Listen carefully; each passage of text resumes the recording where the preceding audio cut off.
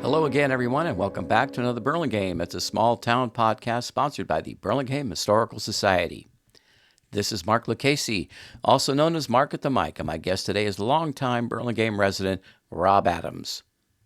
Rob is the author of the newly released book, Cardboard Heroes, a homage to a golden era of baseball card collecting when they were acquired one card or one wax pack at a time.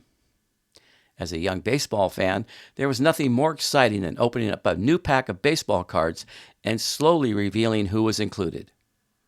Would there be a major star, a favorite Giants player, or somebody I had never heard of? As they say in baseball, hope springs eternal. The next pack could be the pack. And now my conversation with Rob Adams. Rob, welcome to the show, and congratulations on the success of the book launch. Thanks, Mark. It has been a blast, and it looks like both of us found something to do in retirement. Didn't we, though? We set a great example, pal. Yeah, I didn't plan on it. I don't think you did either. Neither did I, Rob. It came along from a friend, and here we are together. Awesome. Who would have thought that, right? Exactly. From our days at Molly Stone's when you would shop there every day, and we'd say hi and all that good stuff. And I came up with excuses to go in there just to get something so I could say hi to Mark. You did a great job with that. By the way, your mother's doing a great job of marketing for you, marketing the book. She's doing a wonderful job. She's amazing. She's almost 95. She is who the book's dedicated to. Right. I remember seeing that, yes. She didn't throw my cards away. We'll talk more about that whole thing We sure later, will. But she's been awesome. She's back in New Hampshire selling books in her local community. It's Isn't that been great? Yeah. Really, really nice. So, Rob, I think you know that I usually start my show with some fun facts, and you had plenty of fun facts, believe me, but I picked out three that I thought were kind of fun and unique.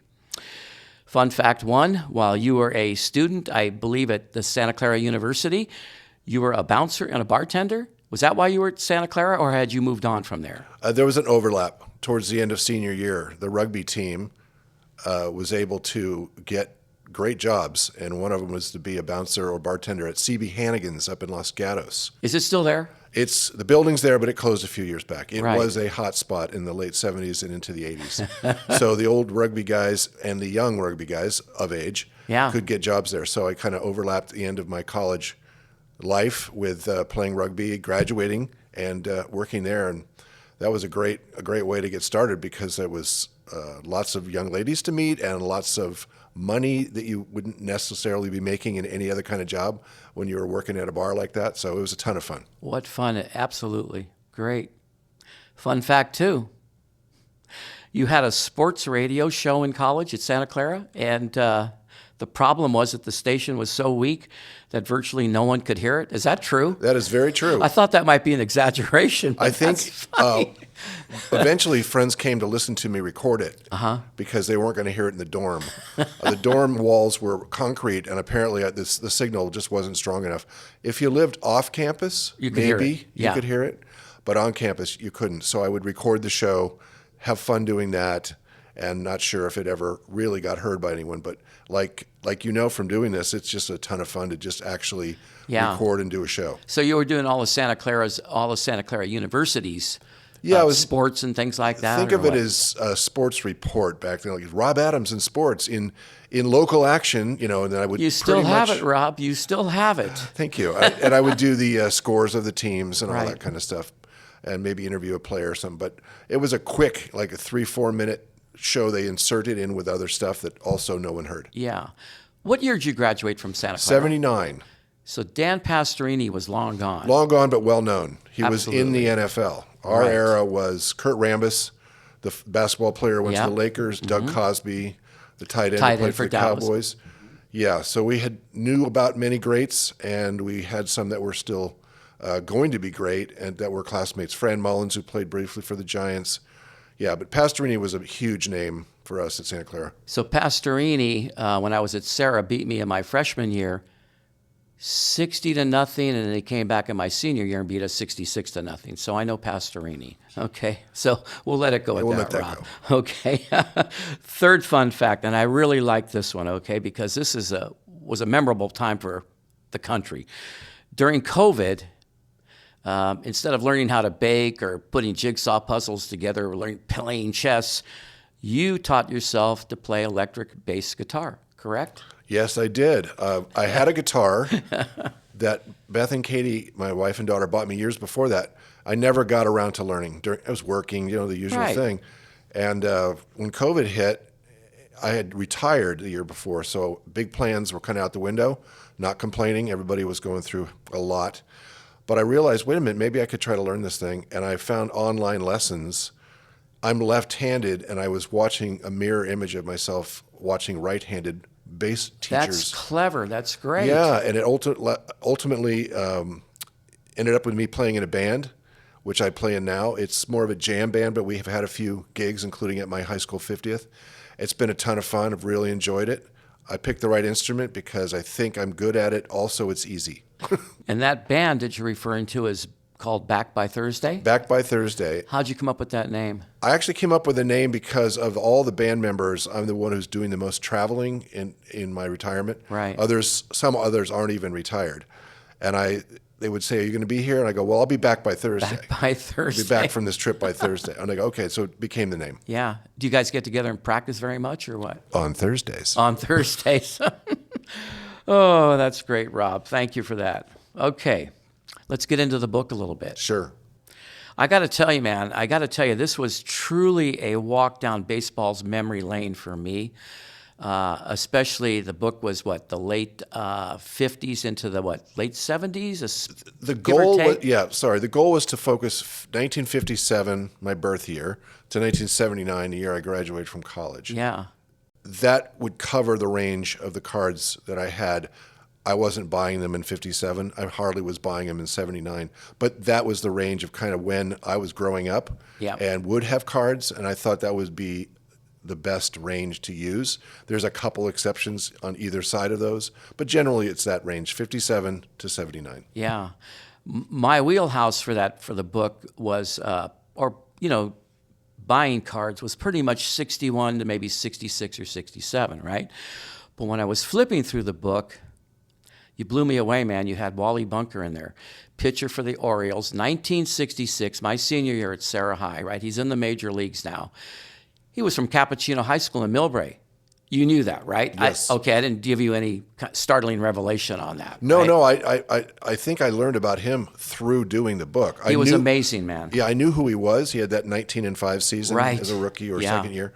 But I learned so much from the cards that I'd had for 60 years when I did more research on him, and he was one of the local guys. Yeah. All right, before I stray too far, I like to ask all my guests, how did you land and make your home here in Burlingame? Oh, great question, because I landed here the first time in late 86, 87 as a single guy, and I lived in a house, top floor of a house at number 7 Lorton, so almost at the end of Lorton at Peninsula. And at that time, you remember, you were in the area, you could roll a bowling ball down Burlingame Avenue at 5 o'clock and hit nothing. Right. But I had moved up here and enjoyed the area, and I met Beth, and then we ended up living in North Beach. We had a flat in the city in North Beach. You met her here in Burlingame or what? I met her through a work friend, so she was not living in Burlingame. But we met, and we ended up buying a flat together in North Beach. And after 4.5, 5 fun years, we came down to Burlingame and bought our house on Howard. We've been now for 31 years, a block away from you. I know. Isn't that great? Amazing. Love the house. 1904, great old house. Lucky to get in that house when we were, as you know, from real estate in the 1904. Is that when the home was built? Yes. Pre-earthquake. Wow. It's not historically significant, and in a way that's great because we're not, it's just a nice old house. Yeah. But it's seen it all. It has, because Burlingame became a city in 1908, I think. Yeah, so you can find it on maps where it's the only house on the block. That's and there's great. A couple others that started popping up. Because our home was built in 1928, which will make it 100 years in a couple of more years, right? Wow, that's pretty good history. Yeah, love the place. All right, when did the baseball cards first enter your world? Well, I have to say, when I was just starting in school, kindergarten, one of my best friends was a guy named Kevin Hurd, who had older brothers. And the unique thing about his older brothers was they were nice versus many older brothers who want to beat you up. He had great older brothers. They had tons of baseball cards. And I don't think I had bought any cards yet when they said, help yourself. They had this giant box of cards that were probably doubles. But there's so many of those great cards in the book are from what I call the herd hoard. It's like finding gold. And I have all these cards. And then by the next year, I was taking my allowance, my dime, quarter, and going and buying my first packs of cards myself.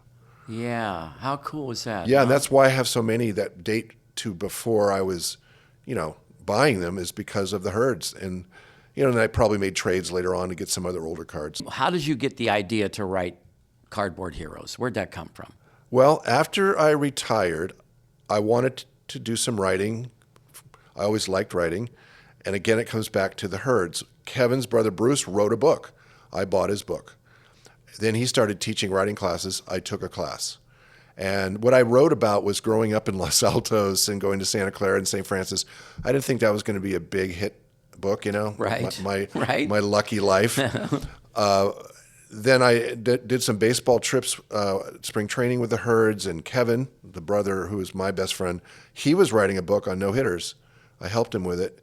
And in May of 24, April, May, I was pulling out my baseball cards every year, kind of just to look at them.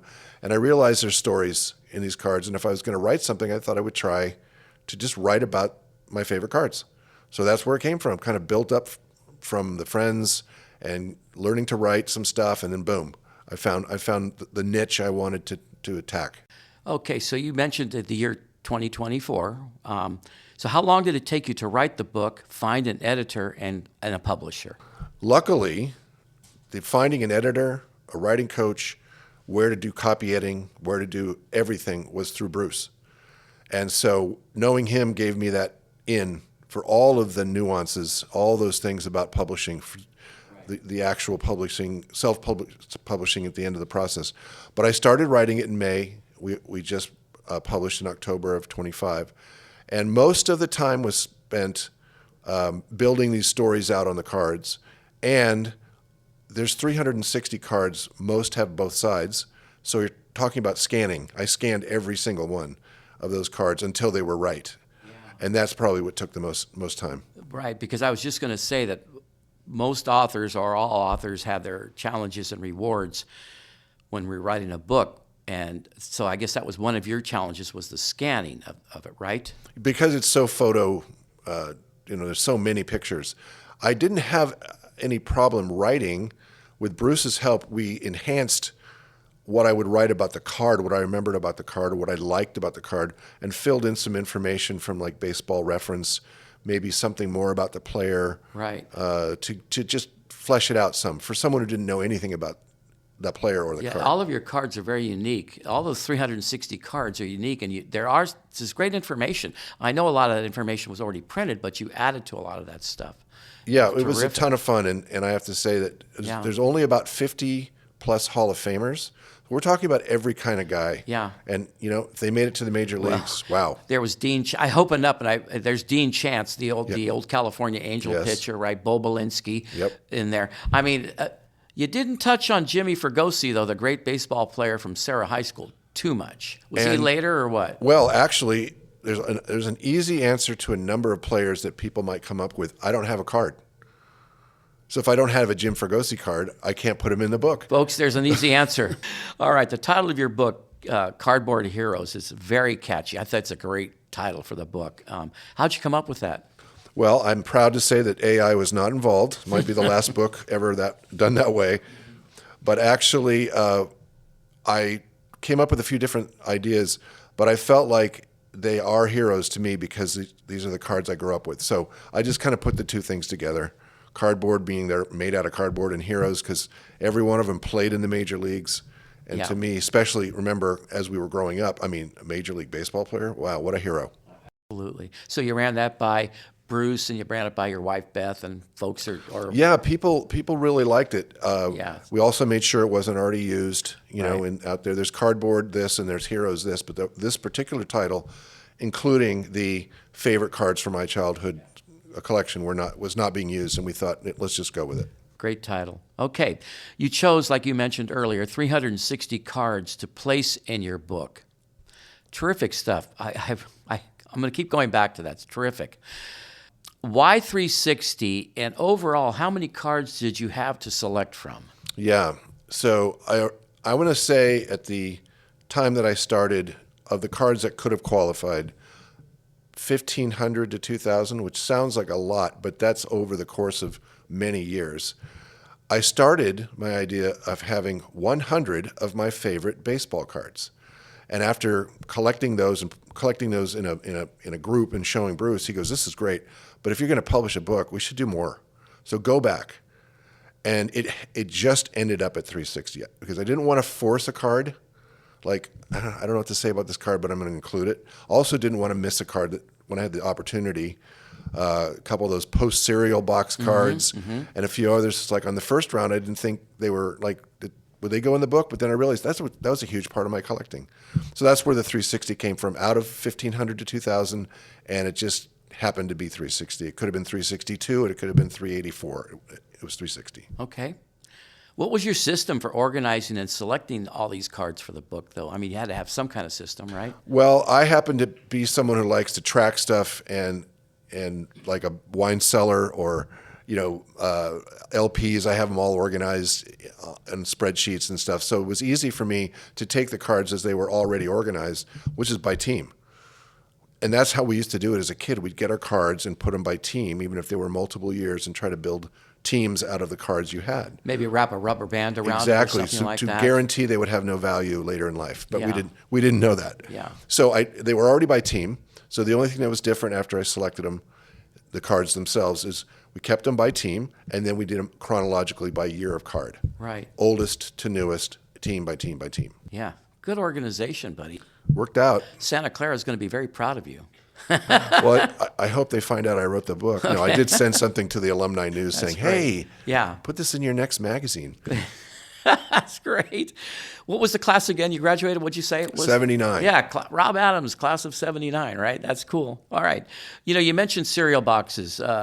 Cards were on cereal boxes. Was it mostly post cereal? Was it, Kellogg's have anything? Well, every card I have in the book and not in the book are post. Now, they're all from 61 to 63 that I have. There are other cards later that were in a box. So we have one card in there from Frank Howard of the Senators, big Hondo. There's a card that was in a Kellogg's cereal box in the box. That was about 1970. Right. So they would be on the back of the cereal box, maybe 3 cards on the back. And as evidenced by the book, you'll see that a left-handed kid using right-handed scissors didn't do a real good job cutting them out. Let me ask you this, though. Were the cereal box cards as popular or valuable as the ones that maybe you bought from a local mom and pop store? At the time, they weren't because they were free with the cereal. I would say now if you found a box where the cards had not been cut out, they're probably extremely valuable because it's so rare that why would someone keep that?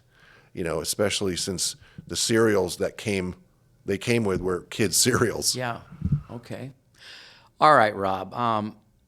Tell us about young Rob running down to Fred's Market. I'm using Fred's Market because that's a reference for me in Burlingame on Howard, just down the street from where you live. It's no longer there. But anyway, what was the excitement about opening up a pack of baseball cards? Oh my gosh! So my place was Woodland Pharmacy. It was the 5 and Dime pharmacy near us. Probably a whole 6-minute bike ride from our house. Yeah. Growing up down in Los Altos, mostly orchards back then, and so it was very wide open. So the excitement was to have a quarter or, maybe 50 cents or less, and getting on my bike and just going there and riding there and buying them and desperately trying to not open them till I got home. Did you buy them 1 pack at a time or 2 or whatever you could afford? Whatever I could afford. I don't think I ever really could afford more than 2 or 3 packs at a time. Yeah. And then coming home, opening them slowly, grabbing the gum, literally jamming it in my face, and going through the cards one by one, see what I got. All right, so you're opening these packages of cards up, and how did you feel when you opened the pack and it had the famous checklist card? I was deeply disappointed because that meant one less card. One less card, right. And it wasn't until later that I realized the importance of understanding the checklist, because the checklist came out in series. And so I kept spending all my money at once, all within a reasonable time. And I kept getting the same guys instead of waiting throughout the summer because the cards were released by series. That's pretty interesting. And of course, the checklist tells you that. But Right. when you're 6, 7, 8 years old, I couldn't wait. Most people back then didn't know that, right? I don't think they related to that. They would just see this checklist and they go, "What's this?" Right? And discard it. To maybe check it after the fact. Yeah. But I didn't realize Right. it. Do you remember how many cards came in a pack? Well, I don't remember exactly, but I think early on it might have been 10 cards in a standard pack. Over time, packs got larger. They came sometimes in cellophane where you could see the top cards. But the traditional packs that I was buying early on, maybe 10. Yeah. And today, you have any idea what they're like today? I mean, did they still have those Topps baseball cards in stores? Yeah, and stuff? I would suggest if someone locally wants to get a sense of what you can get, go to Lefty's in Burlingame. Right. Because over they there. they have everything, and you can go online. But they still sell cards by packs. Right. They sell them by the entire series. You can buy the entire season. Yeah. You can buy specialty cards. There's all kinds of things now. They're so different than before. But you still could buy a pack of cards. There's a lot of cards available from the 80s, which was called the junk card era because there were so many produced. You can go to a store or go online and get packs from the 80s and get them unopened and have fun with those. And there was other companies producing cards, like Top- Upper Deck. Is that one of the ones? That came in after I was collecting. Yeah. There was some Fleer. Oh, Fleer, right. Which did a lot of football cards, and Donruss. Okay. But Topps was the dominant player. Did in they that all field. have a pack of, a slice of gum in there? At the time, yes, they all provided kind of the same size, wax pack gum. Do they still have that today, you think? Is still gum in there today? I don't think they do. I don't think they do. I gum got to get anymore. down to Lefty's and check it out then. The old packs, I just opened a couple that my daughter bought for me up in Seattle, and the gum's in there, but I wouldn't advise Right. you want to break a tooth Right, on that. you're going to pass on that stale bubble gum, right? Okay. Do you know if baseball card companies had a system and how they decided which packs would have certain players? Well, I don't know exactly how each pack was designed, but I do know, again, after learning to read the checklist, that the best players, the top players, let's say your Willie Mays, Hank Aaron, Bob Gibson, Sandy Koufax level players, they spread those out by the number. Every card has a number, 1 through the final number of the series. Right. And so you would normally see the 5, 10, 20, 100, 150, all the even big numbers being one of those top players, and then everyone else sorted in between. As far as how the packs were actually just put together, I don't know. How many series would come out? There could be 5, 6 series during the summer. Okay. I know you mentioned a few minutes ago card. You went down with a dime or a quarter. Do you actually remember how much cards were back then, a pack of cards? They started moving up in price, but there were cards I bought for a dime. Probably most of the ones I bought as a kid were probably more like a quarter. And I don't remember prices above that. There was a point later where I was buying more larger packs of cards or trading with friends for cards. Right. But it wasn't expensive. Any idea what a pack would go today? Your standard little pack of 10 cards and a stick of gum? Probably, if it's a standard pack, probably a couple bucks, $5. Yeah, I don't up know. to that, huh? And there's cards, they're putting cards out as someone actually does something, like Shohei Ohtani hits 3 home runs and strikes out 10. Really? And a card they comes out. put a card out. Wow. Yeah. And some of them can be, signed, and people are they're paying some serious money. It's you can collect and have fun with it, but it's a whole different ballgame now in terms of an investment. We're going to get to that in a minute. Sure. Thank you for that, though. That's great. What time of the year did baseball cards hit the stores? And was there a time during the season when maybe the card season was over? It kind of aligned to baseball season as far as I remember, because I did buy some football cards during the winter, and then when it was spring, they needed to wait as long as they could to know what teams players were going to be on. And we'll talk more about that when we get into some of the cards specifically that I know you want to ask about. But basically, they needed to know that these are the players. So many trades in those days, right? Right. And so you could be getting traded in April. You could be traded in February. And they waited as long as they could to basically solidify these are the players and these are the teams. And so by spring training or early in the season, the cards came out through summer. How have baseball cards changed over the years? There's a couple ways to go with that. One is the cards were very static in the early days, meaning it's a picture of a guy standing there. Over time, they started doing more action photos. And so when you get a card now, you're likely to see someone hitting, pitching, fielding. Early on, they might be posing with a bat or with a mitt, but it was very static. That's one change. It's just they're more live action, more action in the cards. Not necessarily better, but different. The size hasn't changed. The information generally has only changed as much as baseball has changed, some of the OPS and other stats that didn't exist. And beyond that, it's just that there can be 12 cards for one player in a season. I mean, different poses, different things they've done versus one. And then finally, those days, they took 2 pictures of every player every year, one with their uniform and hat on the team they're on, one without in case they got traded. Wow, that's pretty cool. And so, unfortunately, you would get cards for someone who loved seeing the uniforms and hats. You would get cards for good players who had been traded who are just looking like some guy. And now you wouldn't have that. And they airbrushed things on the hats and things like that. As a matter of fact, locally, the 58 Giants cards, the first year they came, all the players who were Giants already or were coming to the Giants were from New York. They airbrushed an SF logo on the hats. There's examples in the book. They took out the NY, in other and words. They put an SF, and they didn't know what it was going to look like, and yeah. It looked like the San Francisco Seals look. But it worked, right? It worked, one year only. Yeah, it worked. There must have been photographers from these companies all over these stadiums then, right? Well, I just learned from, again, one of the Hurd brothers who had a friend who worked for Topps. If you look at the Giants cards and other cards, you'll see in the early 60s, late 50s into the 60s, the National League cards, all the pictures were taken in San Francisco. Really? Either Seal Stadium or Candlestick Park. Interesting. In the American League, Yankee Stadium. Yeah. So you mean if we have a picture of Sandy Koufax, it's probably might have been taken at Candlestick or something? Yeah, you can tell because it's got the visitor's uniform. Right.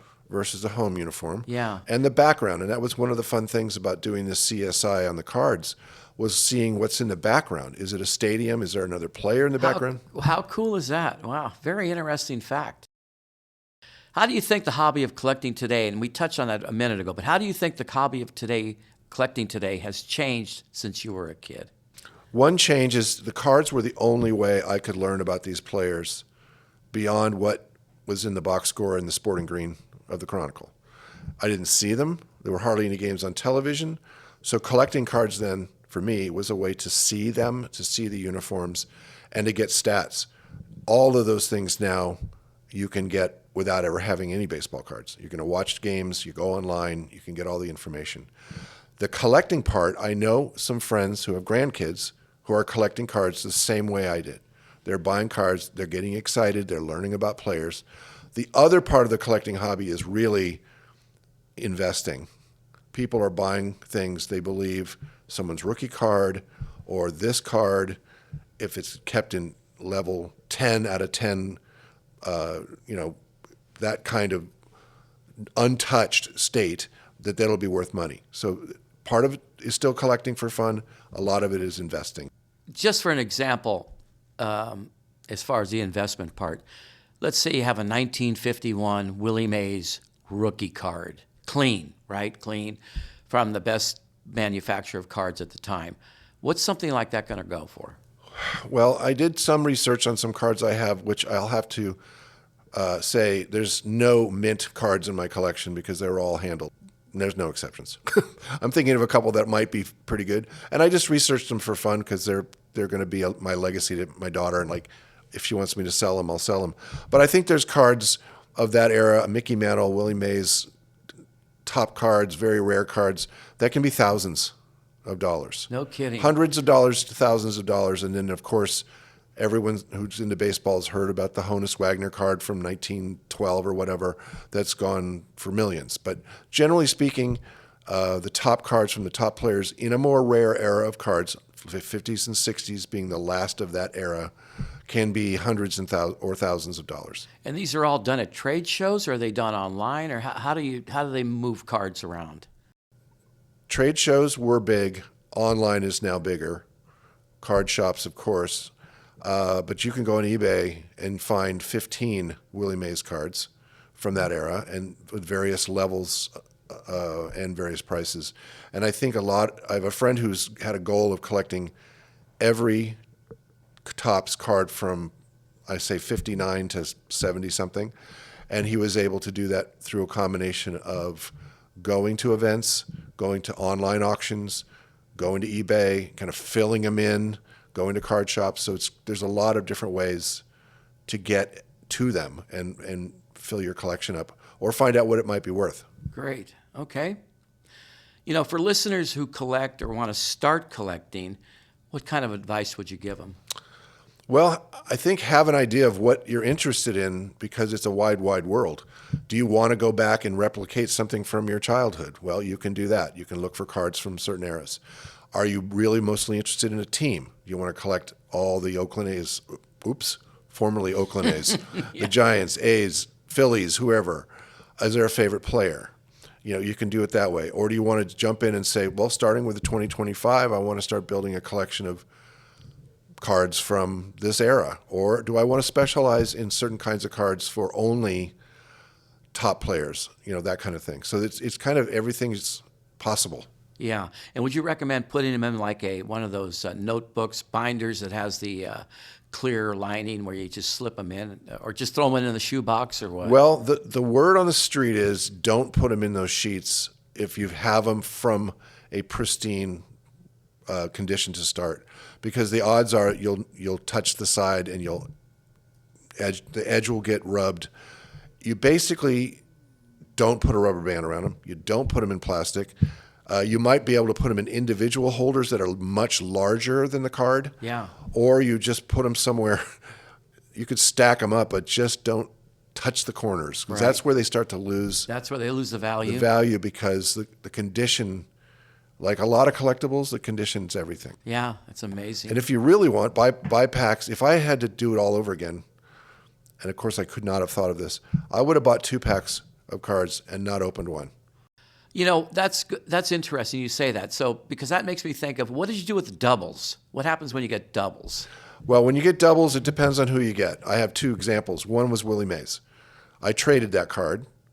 It was a dumb trade by me, but I had I had 2 cards of his and of the same year, and I wanted another card. It happens to be a first baseman named Norm Cash of the Tigers. Well, he won a batting title, though. He did, because he had a corked bat in 1961. Oh, he had a corked bat.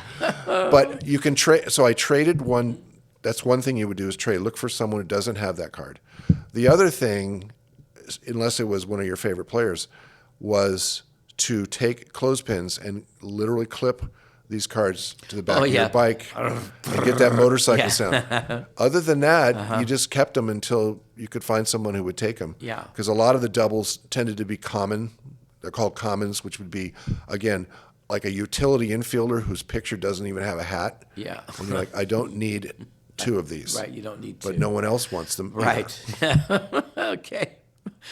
I think Bruce, who introduced you on, was it YouTube? No, it was Zoom.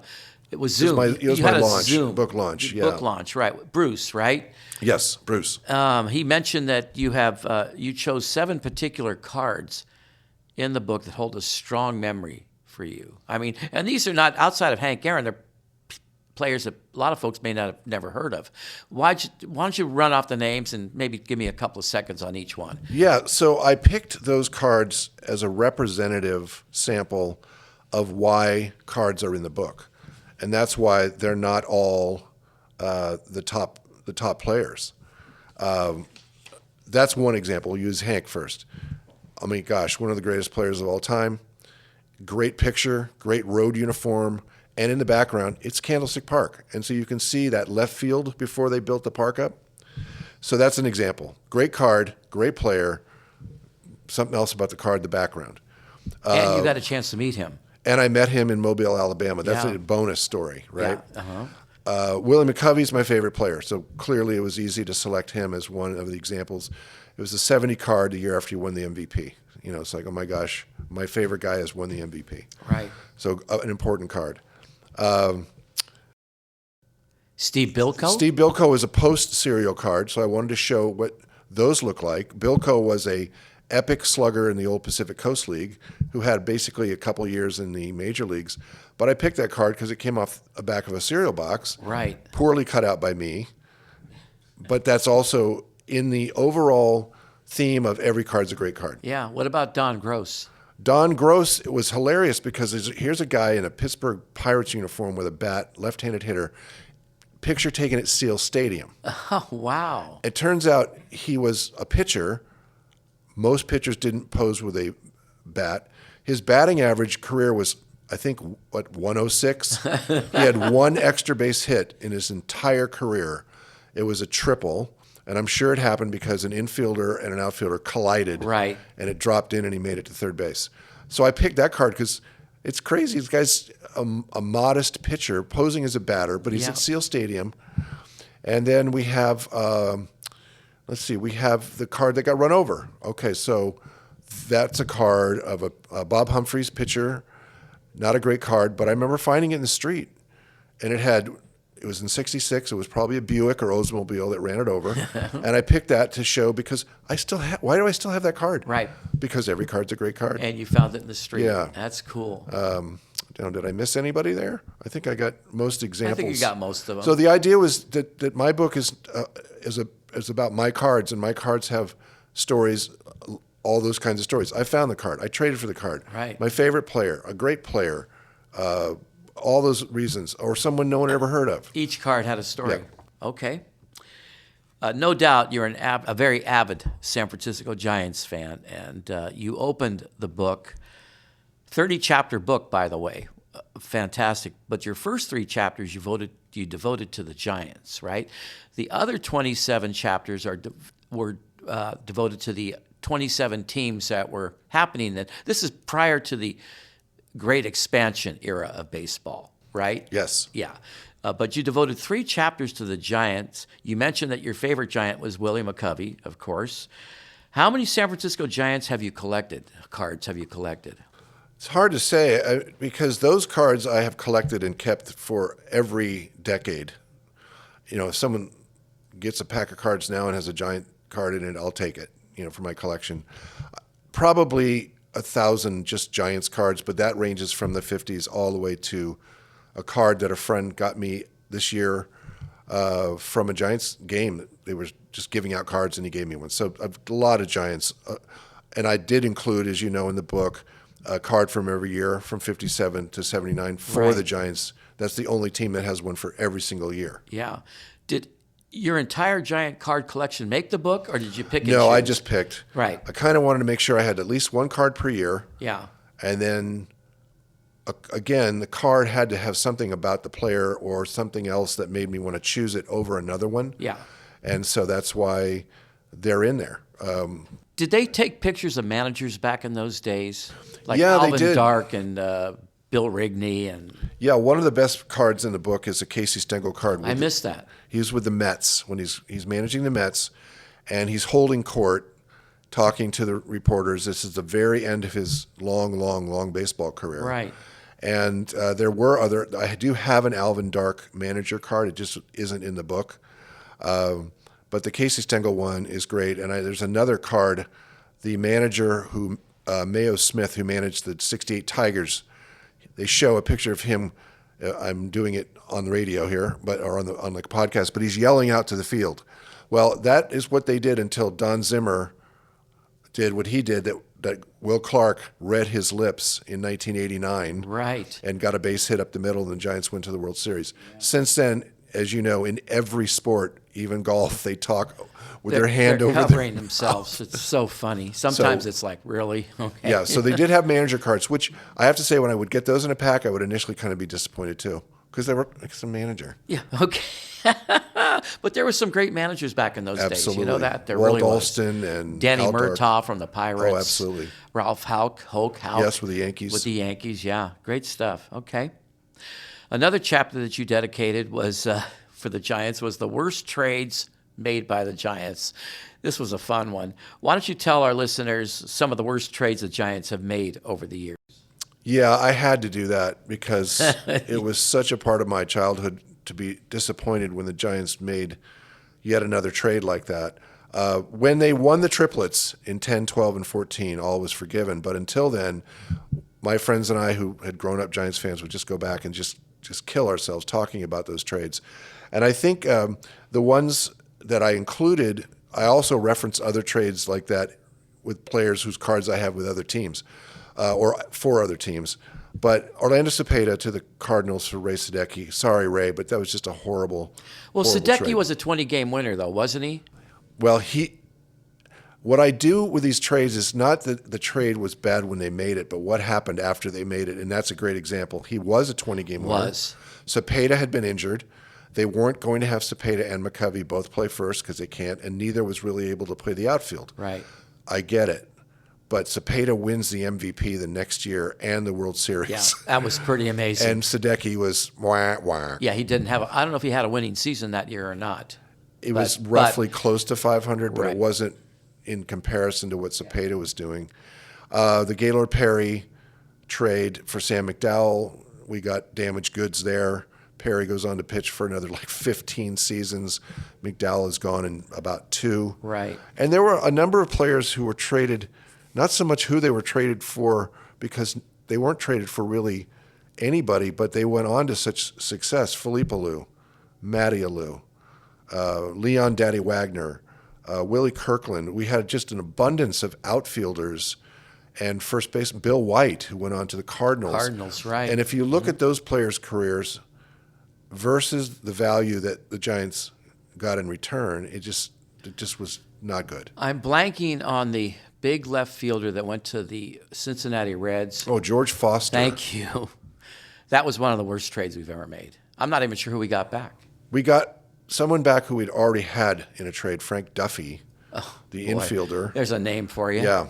and I purposely try really hard in the book to not say anything negative about it. Right, you were very good about that. So it's not Absolutely. Duffy's fault. Right.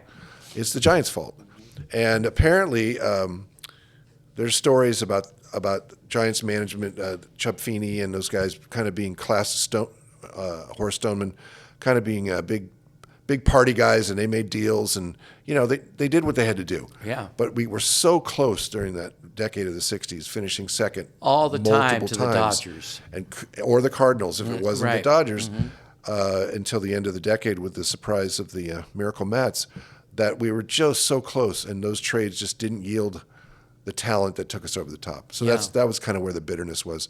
And then you're into the 70s, and you have an outfield featuring Bobby Bonds, Gary Matthews, and Gary Maddox for about an hour, and then they were all gone. Right, which was an amazing outfield. Yeah. You know what I liked, too, in your book is that maybe it was in the introduction you mentioned some of the best announcers in baseball. We're very fortunate to have these announcers, right? Russ Hodges, Lon Simmons, Hank Greenwald, John Miller, Kruk and Kipe, who really are probably the best today of all the guys out there. But we also had Al Michaels for a couple of years, who's gone on to be a sensational broadcaster. And still active. Still active, right. Got a couple of words on the fellas? Yeah, I just lucky. I grew up always late in getting the yard work done. So it would be Sunday afternoon. I could have done it on Friday and had the whole weekend free. But I'd be listening to a ball game. I'd be listening to Lon Simmons a lot, and Lon and Russ early on, Lon later. I loved Hank Greenwald, so dry. He was just I met him, just the nicest man. I loved Bill King with the A's too. So he was a great announcer. Monty the late, Moore, great Bill King. And then there was a number. Lindsey Nelson was kind of nutty. Ron Fairley. There was a whole bunch of guys in between them. And then when Kruk and Kipe took over, along with John Miller and Dave Fleming, and now they filled it in with a bunch of the ex-players who were very good. Yeah. But Kruk and Kipe just became the soundtrack of not just my last 20 years, but my daughter's entire baseball experience. Yeah, they've been doing this for like 25 years or so? Yeah, I think we're going on 30. Yeah, wow. So my daughter turns 30 this year or early next year. So any games we watched on TV or listened, it was either John Miller or those two or some combination and Dave Fleming. I think you sort of made a tribute to Mike Krukow and Dwayne Kuiper. I did. You opened up the book with the chapter. Yeah, I decided. First chapter. Thank you. I did, and they are out of the range of the 57 to 79 cards, but they both played for the Giants and became this iconic team. Right. And I thought, wow, no way better than to to honor them, whether they'll ever see it or not, that's okay, but honor them by including a couple of their cards. And it was a lot of fun because I don't know, most people may not know that it's in the book, but Dwayne Carper hit 1 career home run, and Mike Krukow, the pitcher, hit 5. So it's, and what a combo. Yeah, they're an excellent broadcast team. So. All right, Rob, looking forward, what do you hope when someone picks up the book, Cardboard Heroes, what do you hope they get from after they finish reading that? Well, I've already had a lot of feedback. It's pretty amazing. The pictures people have sent with their book, and I've talked to a lot of friends. I think all my friends have bought the book and family. I'm very, very honored. The feedback has been that it is, for those of us like you and I, it's going down memory lane. Absolutely. The cards, and even if these aren't your favorite players, there's somebody who's going to trigger in your memory that you were excited about. So that's one. The nostalgic aspect is huge for the people of our era. Other people have said they just love the stories, the personal stories of meeting players or the card stories, and it's kind of educational for some because they had no idea what it was like being a sports fan or baseball fan in that era, if they are even 15 years younger, than I am. And I'm 68, by the way. So people in their 50s and younger, unless they had an uncle or older brother or sister who were collected, they would have no idea. You know what I thought was cool was remembering or looking back at all the 300 average hitters that we had back then, and 20-game winners and complete game winners. Nowadays, you throw 100 pitches, and it doesn't matter what inning it is. They pull you 100 pitches, that you're done, right? And 300 is a real novel thing in today's major leagues. So either the pitching's got stronger, the hitting's got weaker. I don't know, but there was some tremendous hitters back in that day. There were guys who most people don't know about who had 300 career batting averages. Right. Yeah. Now they were I think I referenced either a slap hitter or a singles hitter. But the goal was to get on base. Yeah. There were guys who walked a lot. There were guys Don Baylor, who's not in the book, but others just stood there and got hit by a pitch. Mm-hmm. Now, in fairness, maybe a couple guys threw 95 or higher. Now everyone throws 100. And they're paying for the 3-run homer. They're paying for the launch angle. And it's a different game. But still, it's still baseball. But to your point, Matty Allou's a great example. I mean, he batted 333. Right. And he was on base all the time. And then you would have a Willie Stargell, one of those kind of guys come up and maybe blast him home. I think George Brett, who won the title, he ended up with a career average of 317, I think I saw. And he won a batting title in 3 different decades, end of the 70s, 80s, and 90s. That's amazing, isn't it? And Wade Boggs would be another one. He's not in the book because he started a little later, but that guy was batting 340. We could go on all day talking about these guys. Right. Okay. Any readings or book signings planned? Anything at Barnes & Noble, here at the library, anything like that? Well, I'm very fortunate to be kind of kicking off the main events with you, and I'm very grateful for you having me on. I have done a few small signings, which were friends who already had the book that wanted to have like a party, and that was great. I've been in contact with a couple of other folks who have podcasts who are putting me on their list. Great. Baseball card-related things. Yeah. We've been traveling a little bit over Thanksgiving, so I haven't had a chance to pop into Barnes & Noble, but we have a plan to just at least stop into some independent bookstores. I dropped a copy off with Lefties, and he said, well, maybe sometime we'll have you set up a table. Oh, that'd be fun. And it will be fun. I just want to have fun with it.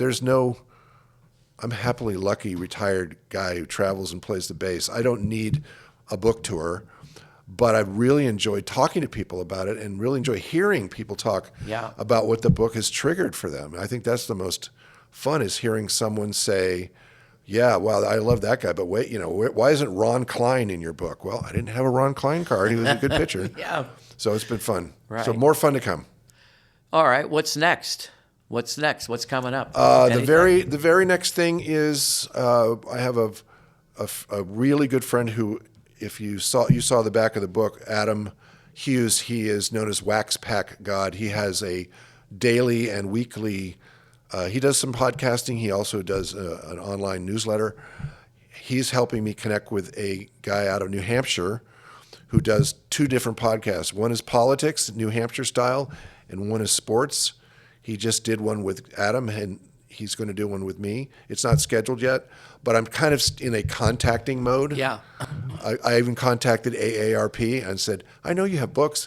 I think this is an area and people might find interesting. I think so too. Absolutely. So it's just exploratory, having fun with it, having fun, delivering books to people and signing them when people. I've had neighbors come out of their house with a book saying, "Will you sign my book?" That's great. And it's like, oh, of course, it's very fun.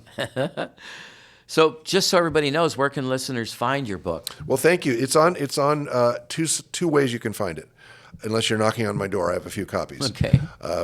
You go to Amazon, look up my name, Rob Adams, or Cardboard Heroes. You'll find the book. It's ebook, it's soft copy, it's hard copy, either all available. And if you go on to sites like Barnes & Noble, independent booksellers, Ingram Spark is an organization that you can go. They may not have the book in the store, but you can go online and find a book through their site, and Ingram Spark prints. What's great about this, as a person who didn't know much about publishing books, they're order to print to order. I don't have 500 books in a warehouse. You order it, they print it. So whatever you're buying. Oh, that's terrific. It's amazing. So you can order a copy and they'll boom, boom, boom. That's terrific. Print it and send it out. So online, Amazon, my name, Cardboard Heroes, or through a Barnes & Noble, you can find it the same way. Great. All right, before we close this out, how about some shout-outs to family, friends, colleagues, all those folks that supported you? Oh, gosh. Well, how much time do we have, Mark? No, you got I'll all make the it time quick. you want, Rob. Well, first of all, again, thank you. We've been friends for a long time, and we talked about doing this for over the last year, and it finally happened. Couldn't be happier and lucky. So I did mention my mom. I'll mention her again. There's a thing about baseball cards at the Baseball Hall of Fame, and I finally visited last year. It's the sign over a room full of all things baseball cards. And it's called The Card Your Mom Didn't Throw Away. Oh, man. And my mom did not throw the cards away. You saw in the dedication that she called me in 1980. I was out of college for a year, and she said, your dad and I are moving back east after all these 20 lovely years in California, and if you want your stuff, come pick it up. Come pick it up. And I picked it up. Yeah. And so she is very much alive, 95, lives in New Hampshire, and she's excited. I was so happy to get this book published for her to see the dedication. So number one, obviously, my mom. My lovely wife, Beth, and daughter, Katie, every step of the way, super supportive, love baseball. So they've been great. Adam, who's the Wax Pack guy, members of the band, people at my Stanford football tailgate parties, people from dinner groups, Bruce, Kevin, and all the Hurd brothers. I wouldn't have the Hurd horde. I wouldn't have the knowledge of Bruce. Thankful, my friend, being Kevin, they're huge on this as well. And then there's just other people along the way who've asked me what I'm up to, and I answered by saying I'm working on a book, and they had genuine interest in it. So at this point, I think I've reached out to them. They all have the copy of the book. Everyone's just still rooting for me. So I'm just really very lucky. I have so many great friends and family who've been supportive. Rob Adams, I love the book. Thank you. It's a lot of fun. Like I said in the opening, it's a walk down memory lane, and I thank you for that, and I thank you for being here today. My pleasure, Mark. I'd like to thank my neighbor, Rob Adams, for being my guest today on A Burlingame. It's a small town podcast sponsored by the Burlingame Historical Society. And my apologies to the city of San Bruno. I made mention that Wally Bunker, the pitcher for the Baltimore Orioles in the 60s, was from Cappuccino High School, located in Millbrae, when actually Cappuccino High School is located in San Bruno. A final comment about Cardboard Heroes. If you are looking for a moderately priced, unique, and fun gift for that guy or even that gal this holiday season, I totally endorse purchasing this book. You will not be disappointed. It's not just 360 pages and pictures of baseball cards. It's truly 360 childhood memories cover to cover. Again, you can find the book on Amazon. Thanks to my Minister of Podcasts, Mike Negler, Executive Producer, Shelby Lucchese, Director of Marketing and Social Media, Adrian Lucchese, and original music by Bray. This podcast was written and edited by Mark at the Mic and recorded on Wednesday, December 3rd, 2025 at the Burlingame Public Library. The Burlingame Historical Society copyrights this oral history, and no part can be copied and replayed without the written consent of the Burlingame Historical Society.